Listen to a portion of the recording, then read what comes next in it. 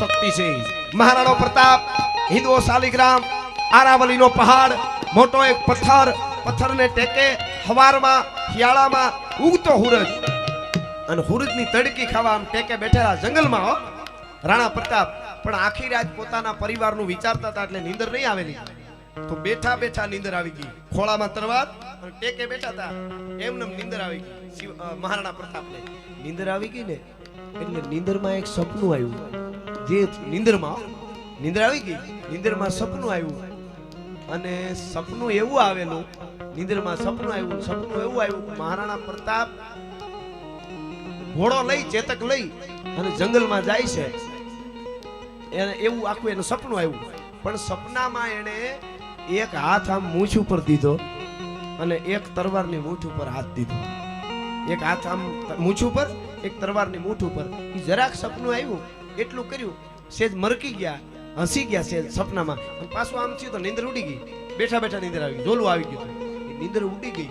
રાજપૂતાણી અજબદે પવાર મામરક પવારની દીકરીઓ સાહેબ આપણા ઇતિહાસો આપણે અત્યારે મહાદેવ મહાદેવ હર હર ને કરીએ છીએ ને એની પાછળ 1000 વર્ષ સુધી ધગધગતા લોહી રેડાના છે ત્યારે આ પરંપરા બચી છે। નકરું નથી કોક સિતોડના સાકાને વાંચો 11 વર્ષની દીકરીઓ રાજપૂતાણી એમ કહેતી હતી કે સાહેબ 11 વર્ષની દીકરીઓ ઓઠણી ઓઠી હોય માં ઘડીક ઊભી જાવ દાદી ઘડીક ઊભી જાવ હવની પેલા અગ્નિમાં મારે પડવું છે।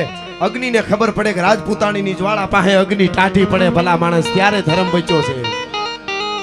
એમનમ નહીં રામે ધન લાગી ગપ્પાને નો લાગે કોક દીએ ઊભા મોરલી ભજન બહુ જરૂરી છે આવડી નોંધ ન લેતા પણ જે બલિદાનો છે સાહેબ એટલે હું આ વાત ઈ અજબદે પવાર મહારાણા પ્રતાપના પત્ની એમની નજર મહારાણા સામે પડી અને ઓલા ઝોલું ખાઈને આમ છેદ નીંદર આવી મરકીને બેઠા થઈ ગયા હાલતા થઈ ગયા એટલે રાજપૂતાણી એટલું જ કીધું રાણાજી હમણાં જરાક ઝોલું આવી ગયું તું કે નહીં તમને કે હા બેઠા બેઠા નીંદર આવી ગઈ હાજી આવી નતી ને બહુ એટલે કે ઝોલું આવ્યું એમાં જરાક સપનું કંઈક આવ્યું એવું લાગ્યું કે હા કંઈક સપનું આવ્યું આળ પંપાળ જેવું। રાજપૂતાણીએ હું કીધું અર્ધાંગના કોને કહેવાય સાંભળજો અડધો અરે ખાય અને અર્ધાંગના નો કહેવાય। હમણાં બજારમાં એક જણો એની પત્નીને હાથ પકડીને આયલો છે કોકે કીધું આટલો બધો પ્રેમી કે પ્રેમ કાંઈ નથી મૂકી દઉં ગમે એ હાડીની દુકાનમાં કરી જાય। બેનોની મજા છે શક્તિ છે। હમણાં એક બેન કટલેરીની દુકાનમાં ગયા એટલે આમ જોઈને કે ઈ કે આવી કદરૂપી બાયુના વિડિયા હું રાખો ઈ કે હાવ ખોઈસીરા જેવું મોઢું કે આવા વિડિયા હું દુકાનમાં રાખો કે હારી બાયુનું વિડિયા રાખતા હો તો દુકાન વાળો કે ઈ વિડિયો નથી બેન હરીશો છે। બાપો બાપ હા जो फकीरी मिजाज रखते हैं वो ठोकरों में ताज रखते हैं जिसको कल की फिक्र नहीं वो मुट्ठी में आज रखते हैं। અને યુવાનોને કહું अगर खिलाफ है होने दो जान थोड़ी है। આપણો જીવ હોય આપણી જાન હોય ઈ આપણો વિરોધ કરે તો દુખે નહીતર શું अगर खिलाफ है होने दो जान थोड़ी है ये सब धुआं है आसमान थोड़ी है। અને બધા યુવાનો વતી કહી દઉં કે એટલું મગજમાં રાખજો એટલું ખાલી મગજમાં રાખજો कि सिर्फ हाथों में खंजर नहीं आंखों में पानी चाहिए। आटलू याद रखो सिर्फ हाथ में खंजर नहीं आंखों में पानी चाहिए। है गिरनारी महाराज मुझे दुश्मन भी खानदानी चाहिए मुझे दुश्मन भी खानदानी चाहिए। એટલે આ વાત કરું છું સાંભળજો। રાજપૂતાણી શું કીધું મહારાણા પ્રતાપના પત્નીએ કે તમને સપનું જે આવ્યું હોય મારે પૂછવું નથી પણ તમને જે સપનું આવ્યું ઈ ઘટના હકીકતમાં બને ને તેથી એને જવા દેજો।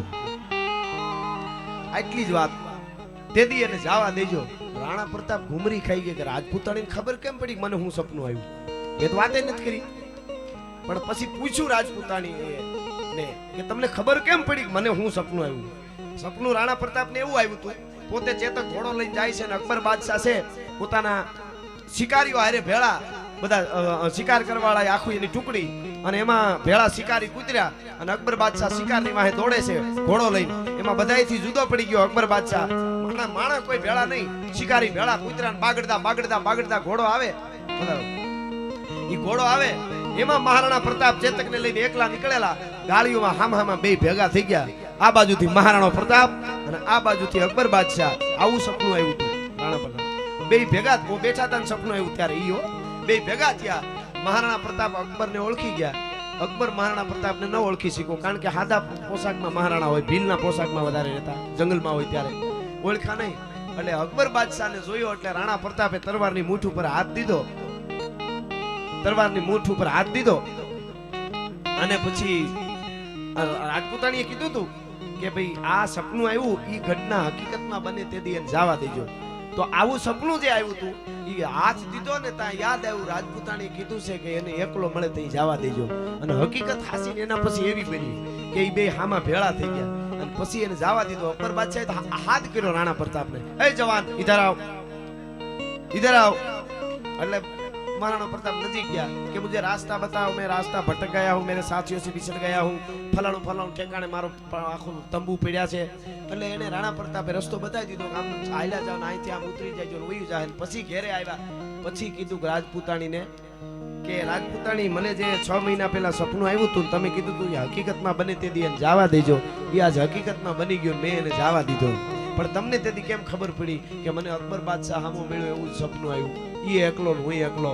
તે રાજપૂતાણીએ કીધું કે મારી નજર તમારા મોઢા સામી પડી, તમે પથ્થરને ટેકે બેઠા બેઠા તમારે જરાક નીંદર આવી ગઈ અને નીંદરમાં મેં તમારા સામું બરોબર જોયું અને તમે એક હાથ મૂછ ઉપર દીધો, એક તલવારની મૂઠ ઉપર દીધો.